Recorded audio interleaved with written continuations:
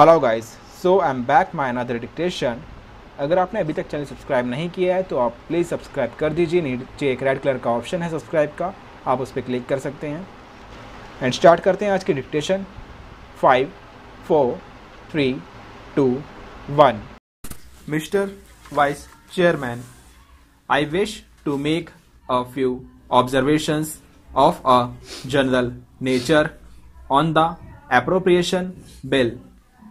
I know that this is an appropriation bill and not the finance bill, but perhaps it is permissible to make a reference to the policies which underlie this bill. The bill, in its broad feature, is having regard to all the circumstances that prevail in this country, a reasonable measure and deserving all the support of this House. We were left behind 200 years back in the struggle for life. The Industrial Revolution bypassed us.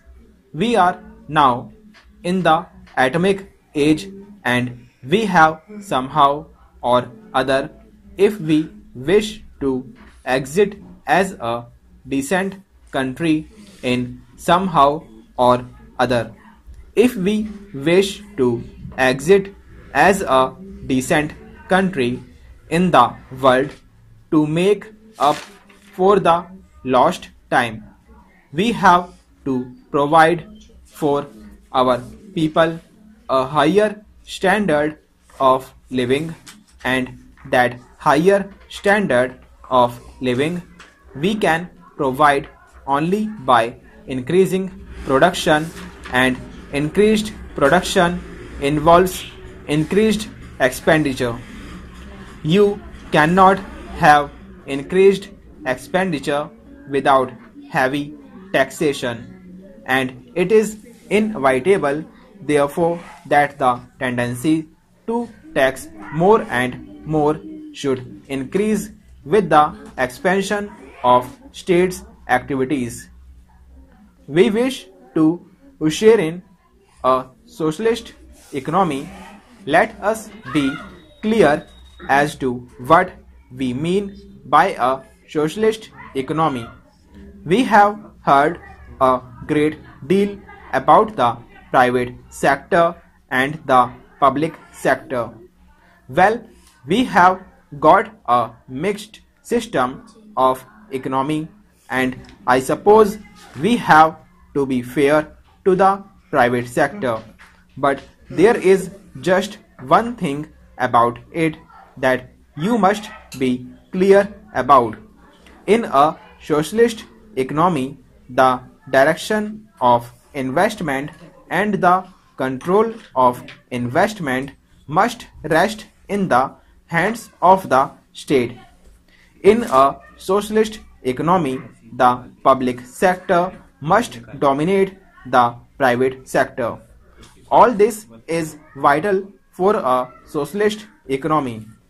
I was glad for the reason to find as an ordinary citizen who was engaging himself in legal studies that we have nationalized Life Insurance Corporation insurance. I hope we shall maintain and continue that policy. I can see no alternative to expansion of state activity in all directions that concerns the common man.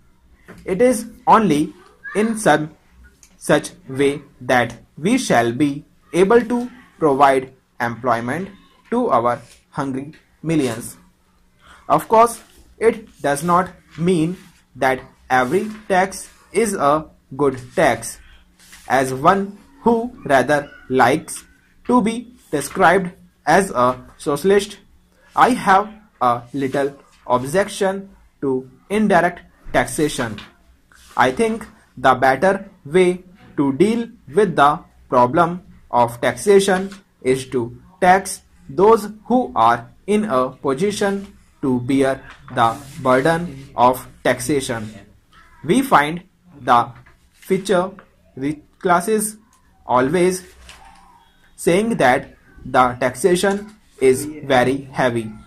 Even if the taxation was moderate, they would say it was heavy, but it is extraordinary that when once a tax of a direct nature has been levied, the industry is able ultimately to adjust itself to the conditions imposed by the tax, and therefore we have to do a little dynamic thinking in these matters. It does not mean that every item of taxation is a right item. Personally, I agree with my honorable friend that a tax on salt or a tax on food grains is not perhaps an ideal tax.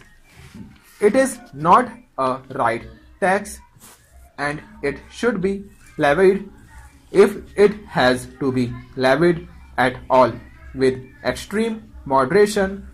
But my general point of view is that I would favor more direct taxation and less indirect taxation. May I just say that planning needs trained personnel. We cannot in the 20th century compete with the advanced countries of the world without trained personnel, and it is for that reason I am little worried.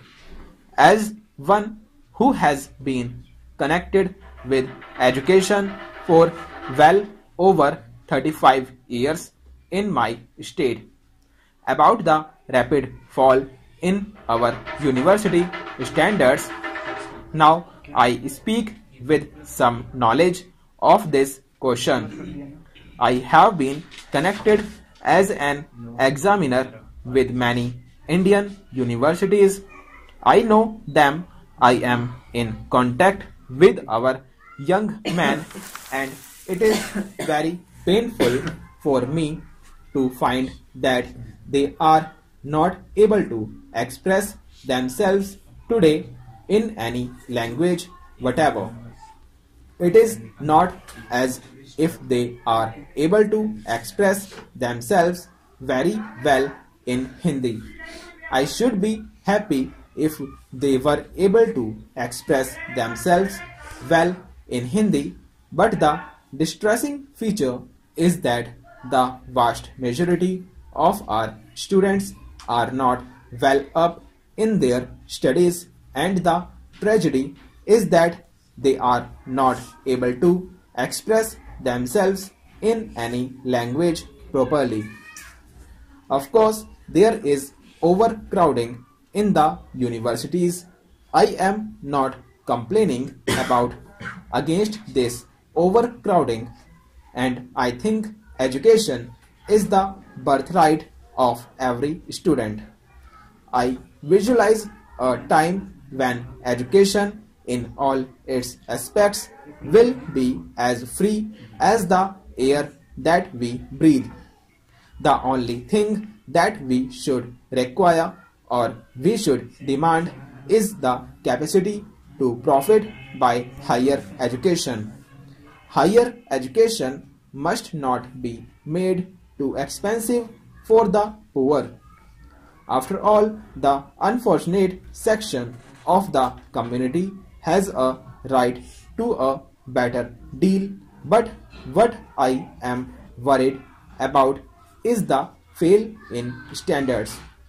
We cannot ignore the claims of expansion, and there has been a considerable expansion of secondary education of our state.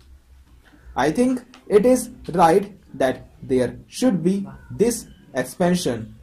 The question, however, is how are we going to reconcile the claims of expansion with the claims of efficiency.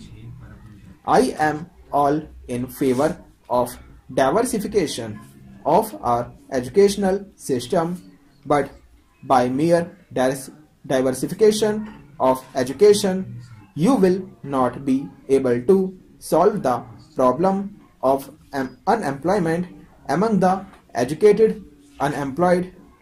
You will merely substitute a class of specialty unemployed for the general unemployed today. How are you going to tackle this problem? I think it is unnecessary for us to insist upon uniformity of standard in all over budget higher education institutions in the country. The view has also been put forward by the ministry that there should be uniformity of standards in all universities.